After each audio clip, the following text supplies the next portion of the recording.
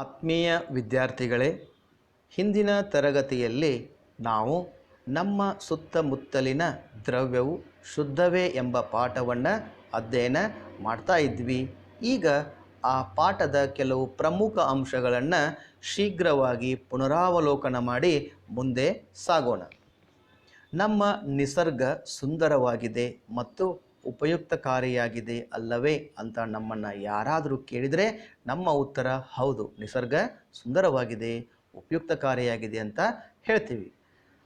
ಆದರೆ ಆ ನಿಸರ್ಗದಲ್ಲಿರತಕ್ಕಂತಹ ವಸ್ತುಗಳು ಶುದ್ಧವೇ ಅಂತ ನಮ್ಮನ್ನು ಯಾರಾದರೂ ಪ್ರಶ್ನಿಸಿದರೆ ಆಗ ನಮ್ಮ ಉತ್ತರ ಹೌದು, ನಿಸರ್ಗದಲ್ಲಿರತಕ್ಕಂತಹ ಎಲ್ಲ ವಸ್ತುಗಳು ಎರಡು ಅಥವಾ ಎರಡಕ್ಕಿಂತ ಹೆಚ್ಚು ಶುದ್ಧ ವಸ್ತುಗಳಿಂದ ಆದಂತಹ ಮಿಶ್ರಣಗಳು ಅನ್ನುವಂಥ ಉತ್ತರವನ್ನು ನಾವುಗಳು ನೀಡ್ತೀವಿ.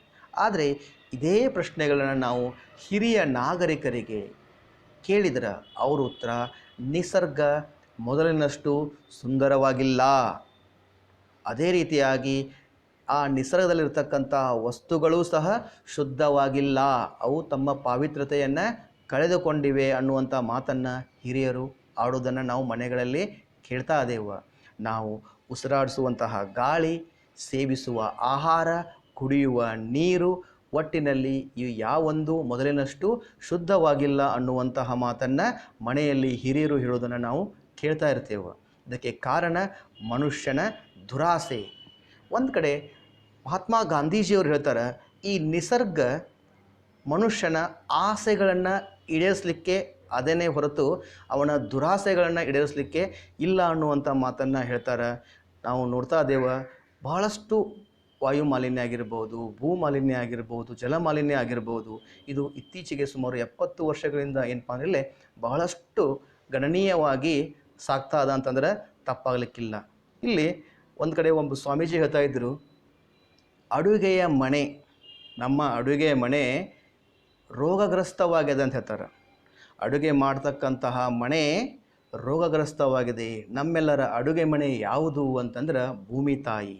ಭೂಮಿ ತಾಯಿ ನಮ್ಮೆಲ್ಲ ಅಡುಗೆ ತಯಾರಾಗೋದು ಎಲ್ಲಿ? ಭೂಮಿ ತಾಯಿಯ ಮಡಿಲಲ್ಲಿ ನಮ್ಮೆಲ್ಲರ ಅಡುಗೆ ಮನೆ ಅಂತ ಅವ್ರು ಹೇಳ್ತಾ ಇದ್ರು. ಆ ಅಡುಗೆ ಮಾಡ್ತಕ್ಕಂತಹ ತಾಯಿಯೇ ರೋಗಗ್ರಸ್ತ ಆದ್ರೆ ಅಲ್ಲಿರ್ತಕ್ಕಂಥ ಆಹಾರಗಳು ಎಷ್ಟರ ಮಟ್ಟಿಗೆ ಅವು ಶುದ್ಧವಾಗಿರ್ತಾವ ಅನ್ನುವಂಥ ಮಾತನ್ನು ಒಂದು ಕಡೆ ಸ್ವಾಮೀಜಿಗಳು ಹೇಳ್ತಾ ಇದ್ದರು. ನಾವು ಮೊದಲನೇದಾಗಿ ಮಾಡಬೇಕಾದ ಕೆಲಸ ಏನಪ್ಪ ಅಂದರೆ ಇಲ್ಲೇ ಭೂಮಿಯನ್ನು, ಅದರ ಫಲವತ್ತತೆಯನ್ನು ಹೆಚ್ಚಿಸಬೇಕು.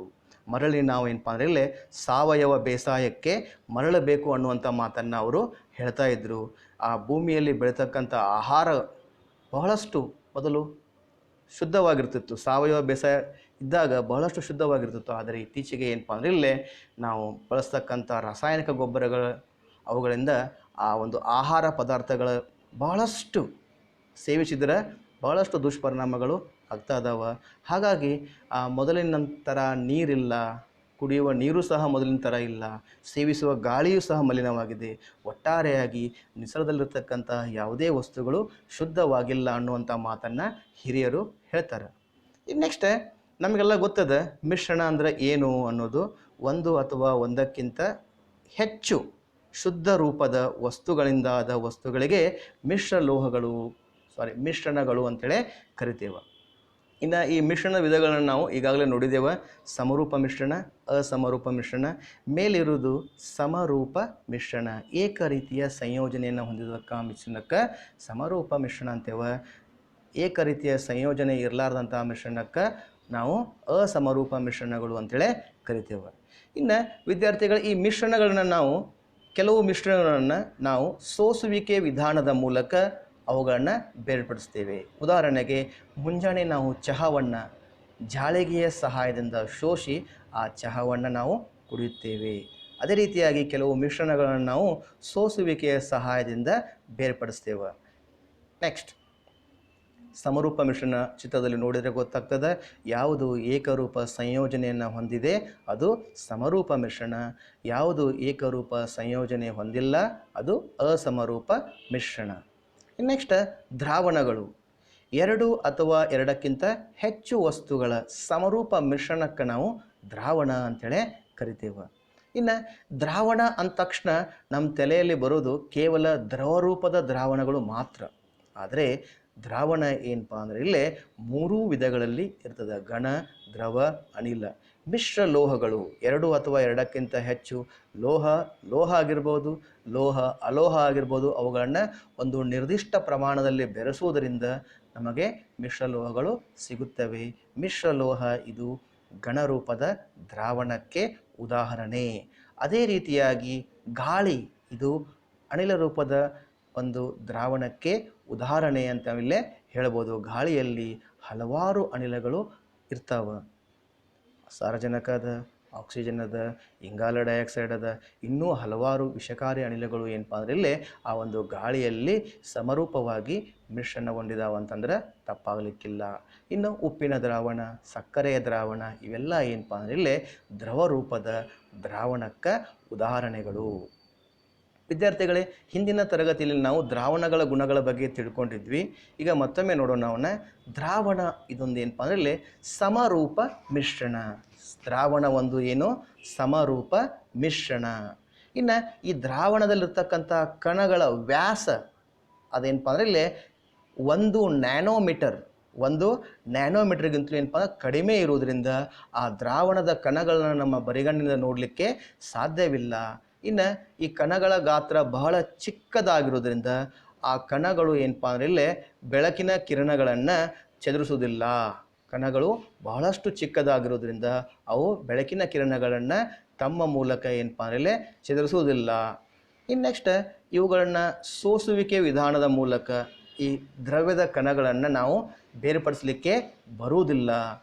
ನೀರಿನಲ್ಲಿ ಏನಪ್ಪ ಅಂದರೆ ಇಲ್ಲೇ ಸಕ್ಕರೆಯನ್ನು ಹಾಕಿ ಆ ಸಕ್ಕರೆ ಮತ್ತು ಕಲಕಿದ ಮೇಲೆ ಆ ಸಕ್ಕರೆಯ ದ್ರಾವಣದಲ್ಲಿರ್ತಕ್ಕಂತಹ ಒಂದು ಆ ಸಕ್ಕರೆ ಕಣಗಳನ್ನು ನೀರನ್ನು ನಾವು ಸೋಸಿದ್ರೆ ಸಕ್ಕರೆ ಮ್ಯಾಗ ನೀರು ಕೆಳಗೆ ಬರಂಗಿಲ್ಲ. ಹೆಂಗೆ ಚಹಾ ಪುಡಿ ಮೇಲೆ ನೀರು ಕೆಳಗೆ ಬರ್ತದಲ್ಲ, ಚಹಾ ಕೆಳಗೆ ಬರ್ತದೆ, ಹಂಗೆ ಸಕ್ಕರೆ ದ್ರಾವಣವನ್ನು ಸೋದಿಸಿದರೆ ನಾವು ಸಕ್ಕರೆ ಮತ್ತು ನೀರನ್ನು ಬೇರ್ಪಡಿಸಲಿಕ್ಕೆ ಸಾಧ್ಯವಿಲ್ಲ. ಅದೇ ರೀತಿಯಾಗಿ ಸೋಸುವಿಕೆ ವಿಧಾನದಿಂದ ನಾವು ಮಿಶ್ರಣದಲ್ಲಿರ್ತಕ್ಕಂತಹ ದ್ರಾವಣದಲ್ಲಿರ್ತಕ್ಕಂತಹ ಕಣಗಳನ್ನು ಬೇರ್ಪಡಿಸಲಿಕ್ಕೆ ಸಾಧ್ಯವಿಲ್ಲ.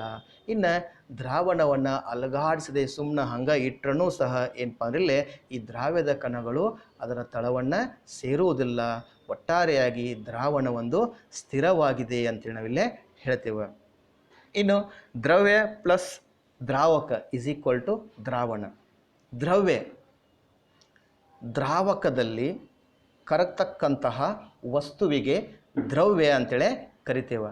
ದ್ರಾವಕದಲ್ಲಿ ಕರಗುವಂತಹ ವಸ್ತುವಿಗೆ ನಾವು ದ್ರವ್ಯ ಅಂತೇಳಿ ಕರಿತೇವೆ.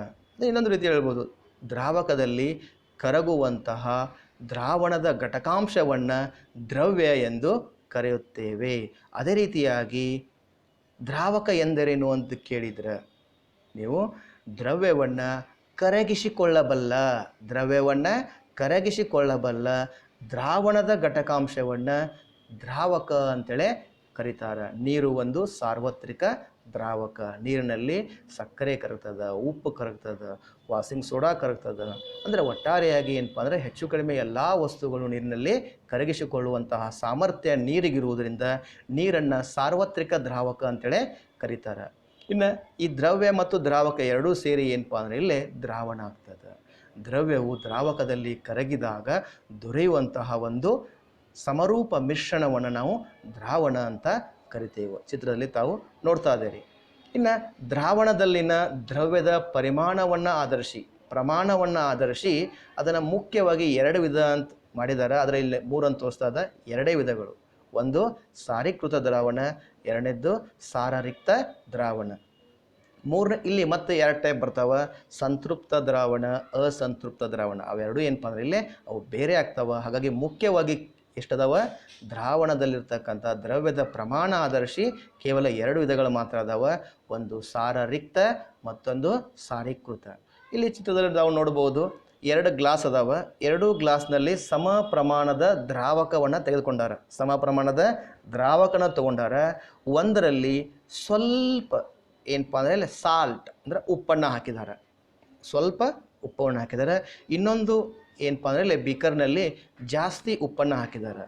ಆ ನೀರನ್ನು ಸೇವನೆ ಮಾಡಿದಾಗ 2ನೇ ಭಾಗದ ನೀರಿನಲ್ಲಿ ಆ ಒಂದು ನೀರು ದ್ರಾವಣ ಏನಪ್ಪ ಹೆಚ್ಚು ಹುಳಿಯಾಗಿರ್ತದೆ. ಮೊದಲನೇ ದ್ರಾವಣ ಅಷ್ಟು ಹುಳಿಯಾಗಿ ಇರುವುದಿಲ್ಲ.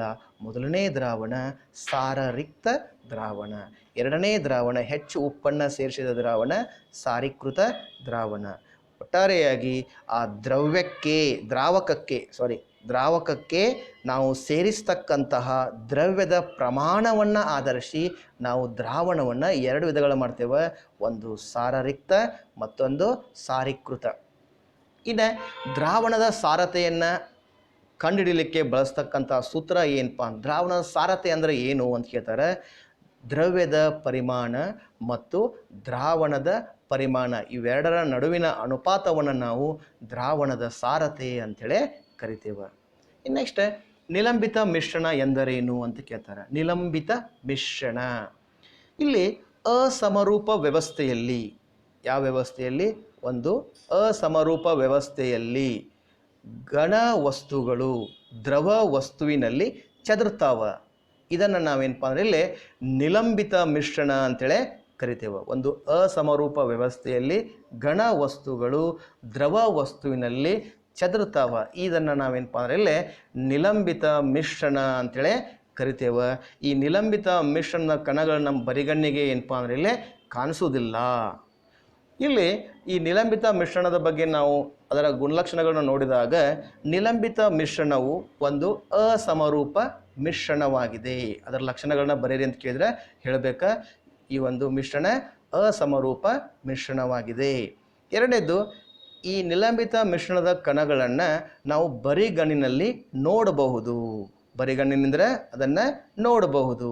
ಇನ್ನು ನೆಕ್ಸ್ಟ್, ಈ ನಿಲಂಬಿತ ಮಿಶ್ರಣದ ಕಣಗಳು ದೊಡ್ಡದಾಗಿರುವುದರಿಂದ ಇವು ತಮ್ಮ ಮೂಲಕ ಹಾದು ಹೋಗುವಂತಹ ಬೆಳಕಿನ ಕಿರಣಗಳನ್ನು ಚದುರಿಸ್ತಾವ, ಅಂದರೆ ಚದುರುವಿಕೆ ಇಲ್ಲಿ ಉಂಟಾಗ್ತದೆ.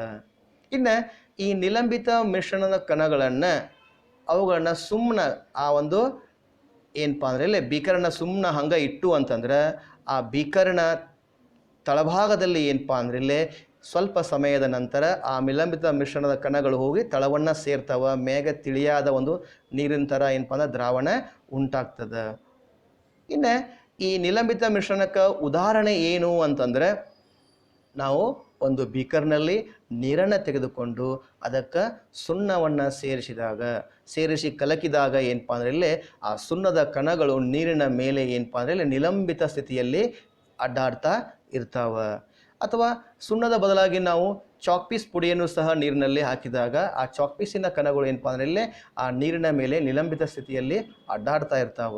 ನೀವು ನೋಡಿರ್ಬೋದು ಹಳ್ಳಿಗಳಲ್ಲಿ ಏನಪ್ಪ ಅಂದರೆ ಇಲ್ಲಿ ಆ ಚಕ್ಕಡಿ ಹೋಯ್ತು, ಕೆರೆ ಮೂಲಕ ಆಗಿರ್ಬೋದು, ಹಳ್ಳದ ಮೂಲಕ ಚಕ್ಕಡಿ ಹೋಯ್ತು, ಬೈಕ್ ಹೋಯ್ತು ಅಂತಂದ್ರೆ ಆ ಹಳ್ಳದ ನೀರು ಏನಪ್ಪ ಅಂದರೆ ಇಲ್ಲಿ ಏನಾಗಿರ್ತಾವ, ಕೆಂಪಾಗಿರ್ತಾವ. ಆ ನೀರಿನ ಮಣ್ಣಿನ ಕಣಗಳೆಲ್ಲ ಮಡ್ಡಿ ಮಿಶ್ರಣ ಥರ ಮೇಲೆ ಬಂದಿರ್ತಾವ, ನೀರು ಕೆಂಪು ಕಾಣಿಸ್ತಾ ಇರ್ತದೆ. ಆದರೆ ಸ್ವಲ್ಪ ಸಮಯದ ನಂತರ ನಾವು ಶಾಂತವಾಗಿ ಒಂದು 10 ನಿಮಿಷ ಬಿಟ್ಟು ನೋಡಿದಾಗ ಆ ನೀರಿನ ಕಣಗಳು ಏನಪ್ಪ ಅಂದರೆ ಇಲ್ಲಿ ಮಣ್ಣಿನ ಕಣಗಳೆಲ್ಲ ತಳವನ್ನು ಸೇರ್ತಾವ, ಶುದ್ಧವಾದ ನೀರು ಮೇಲೆ ಇರ್ತದೆ. ಯಾವುದೇ ಒಂದು ಸಮಸ್ಯೆ ಬಂತು ಅಂತಂದ್ರೆ ನಾವು ಶಾಂತವಾಗಿ ಆ ಸಮಸ್ಯೆಯನ್ನು ನಾವು ಇರುವುದರ ಮೂಲಕ ಏನಪ್ಪ ತಾಳ್ಮೆಯಿಂದ ಆ ಸಮಸ್ಯೆಯನ್ನು ಎದುರಿಸೋದ್ರ ಮೂಲಕ ತಮ್ಮ ಸಮಸ್ಯೆಗೆ ಪರಿಹಾರ ತಾನೇ ಸಿಗ್ತದೆ.